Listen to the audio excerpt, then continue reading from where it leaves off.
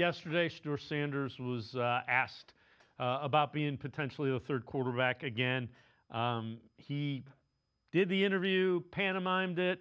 Dan Orlovsky, former NFL quarterback, with what he thought of Sanders doing that in the locker room. I actually don't think there is a time and place to act like that as a quarterback. I think, one, everything that you do when you're a quarterback, I don't care if you're first, second, or third, is a job interview. In that league, every single thing you do. And my question to Shedeur would be, are you helping yourself in your own building? Did that 30 or 40 seconds help you in your own building when it comes to what they think you can be in the future? And then did you help yourself outside of your own building? There's 64 jobs, essentially, at that spot in the NFL. Did that 30 or 40 seconds help you at all when it comes to your future there or your future elsewhere?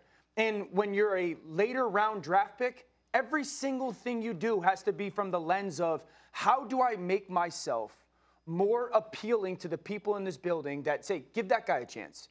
Or more appealing to it, do you think an owner or a general manager or a president or somebody making decisions is watching that going, I want that guy leading my franchise? Yeah. Quincy, the reason I play that, Dan Orlovsky made a living as a backup quarterback, so he knows exactly what comes with that job and what people think.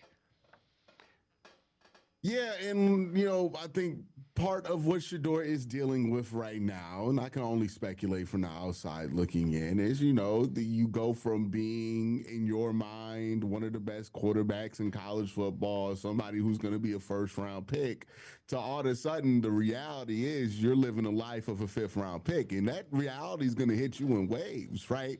First it hits you when you're, third string on the depth chart, and then you don't really move up, and then you aren't moving up when Joe Flacco gets benched, and that reality hits you. And unfortunately for a young player like Shedeur, you don't really have time to adjust to that reality that hits you because you are a third-string quarterback, and there's not going to be a lot of tolerance for behavior from a third-string quarterback. There's not even that much tolerance for a quarterback behavior if you're not good, right? Like you, Lamar Jackson, you can be weird. You can do a little odd stuff here and there because you Lamar Jackson. But the problem with Shedeur right now is he's pulling off some antics that maybe Lamar can get away with or a much better quarterback can get away with, but he's not even the starting quarterback on his own team right now.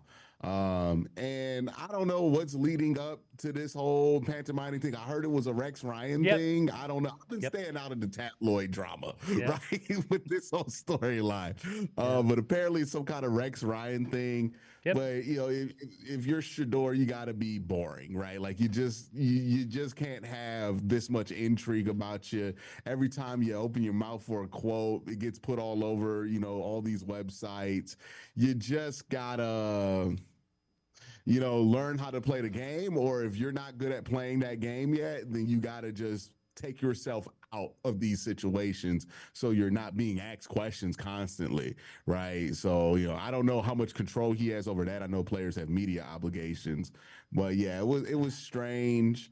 It's going to be talked about a lot.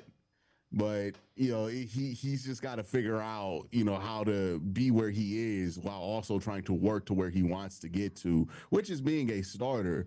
But this is not going to do you any favors in that journey, right? Like if you're trying to go from third string to starting, this ain't the kind of stuff that coaches see and go, yeah, let's put that guy in. This is the kind of stuff to make coaches wonder if you really taking it serious or not. Yeah, and I get the thought that why are we interviewing the third string quarterback? But you're doing it because it's Shedeur Sanders. But I understand people that are saying that. I agree. Let the kid go learn and work on his craft.